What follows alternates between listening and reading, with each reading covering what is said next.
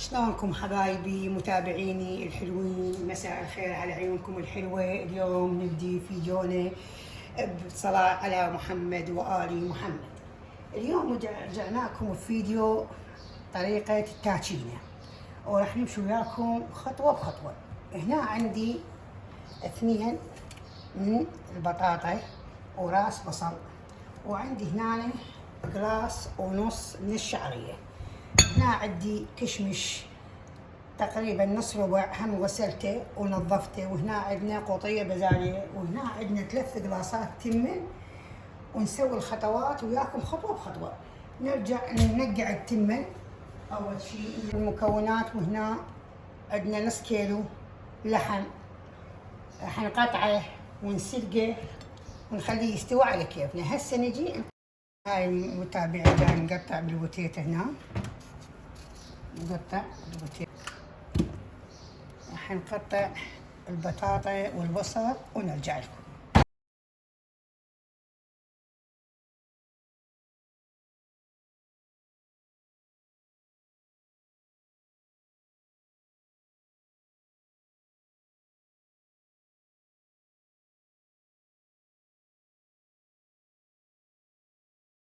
متابعيني رجعنا لكم. هسه راح نحمس البصل، نحمس البصل حمسه زينه، ونضيف اللحم ونسلق اللحم نخليه يسلق.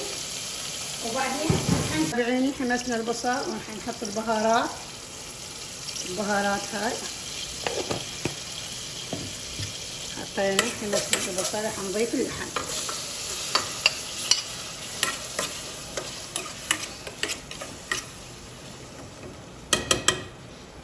نخليه ينحمس ونرجع لكم. متابعيني هسه انحمس عندنا اللحم. هاي اول فقرة راح نحط المي حامي، حطونه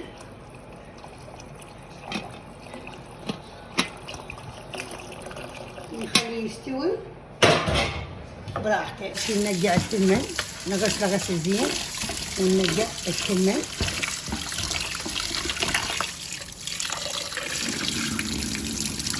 متابعيني الحلوين نمشي وياكم خطوة بخطوة. هذا نقعنا التمن. هسه حمسنا فرقعنا الدهن، وراح نحمس البوتيتا.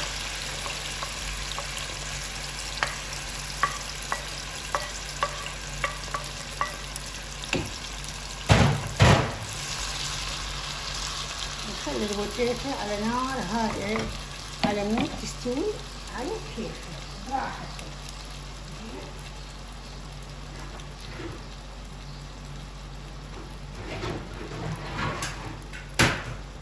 ونطبق البوتيتا ونخليها على نار هادئة على ما نكمل الخطوات الباقية.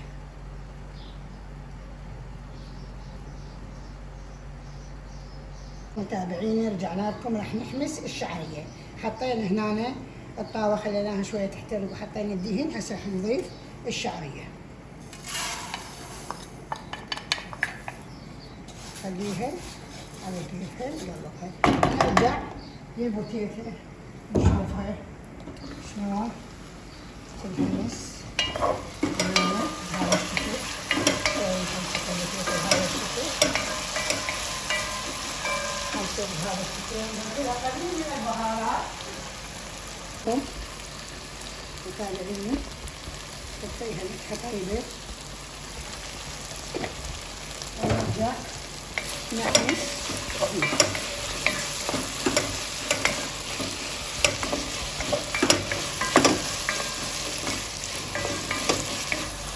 ونرجع نطبقها نخليها تستوي على نار هادئة. نرجع للشعرية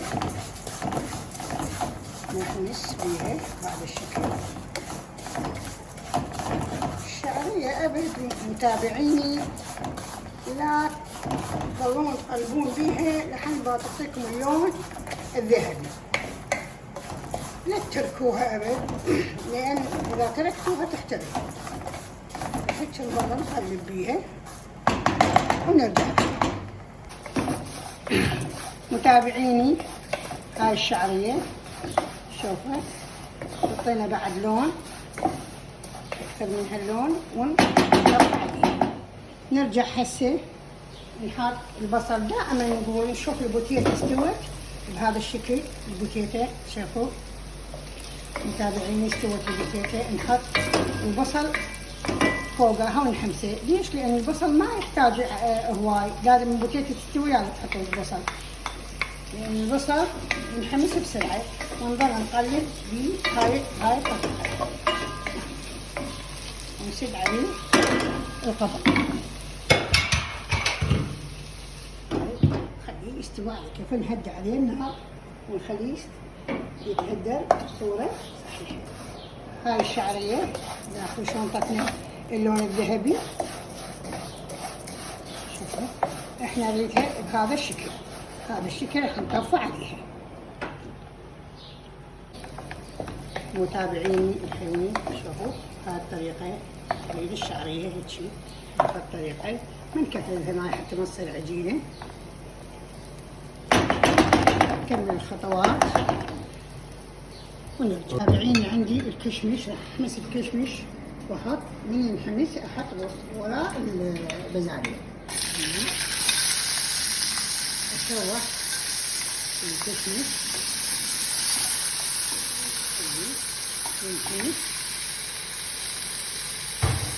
ونشوح. هاي الطريقة تشويحة بسيطة، يعني الكشمش ما يتحمل.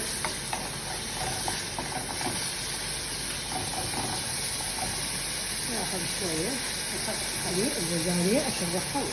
هاي هنا عندنا الشعرية خلصناها حطيناها كملناها متابعيني. وهاي عندي هنا البوتيتا استوت هذا الشكل. شوفوا هي البصل هذا هم نحط عليها. خلصناها خطوة أو خطوة ما شلنا خطوة. هذا الشكل شوحناه شوية. شوية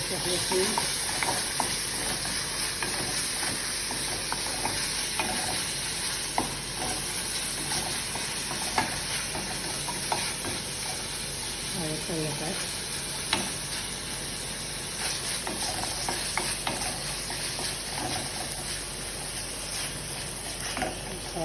كشمش بدنا ما يتحمل. نجي نضيف فوق البزارية. نصفي البزارية من الماء، ما نخلي بيها الماء. نبعد نشوح شوحة ويا البزارية. نحمس الكشمش ويا البزارية ونخليه على نار هادية. عينين رجعنا لكم. شوفوا شلون انحمست البزارية ويا الكشمش. وراح نطفي عليها. هنا عندي مكونات البهارات التاتشية. عندي نوم بصرة وعندي ملح. عندي نوم بصرة خاشوقة مال الأكل، وملح خاشوقة مال الأكل، وهي النص خاشوقة مال الأكل، وبهارات مال التاتشينة برياني خاشوقة مال الأكل. هسه نبدأ خطوة نحط البهارات هاي كلها على الشعرية. نجي نضيف البزالية والكشمش اللي سويناه خمسناه. نجي هنا نضيف البوتيتا والمواد والبصل خمسناه. نضيف شوية عليه. نضيف هاي المكونات كلها.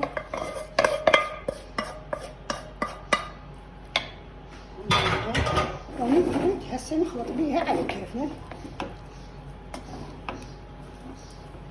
نخلط بهاي المواد على كيفنا.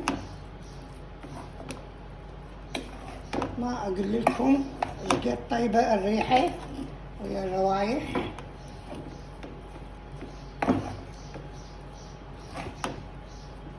وما أقول لكم قد طيبة التاتشينة، مزجنا هاي المكونات كلها، وهسه راح نخليها على نار درجة حرارة هادئة تتهدر على كيفها، وراح نطبخ هسه وياكم التمن. احنا نحب التمن الابيض، انتو حسب الرغبة مالتكم، اكو بيهم يحبونه احمر، اكو بيهم يحبونه اصفر، احنا نحب التمن الابيض. حطينا هذا المقادير، بعد نحط والملح محسنة بالرغبة، اكو بيهم يحبونه التمن المالح، اكو بيهم، احنا هذا الكافي. نحركه تحريكه ونحطه يستوي، ونتابع الخطوة اللي وراها. أحبائي رجعنا لكم هاي الخطوة الأخيرة، كملنا التاتشينة، وأرجو منكم أن تصعدون اللايك وتفعلون الجرس، وسهمنا وسهمكم العافية. باي باي.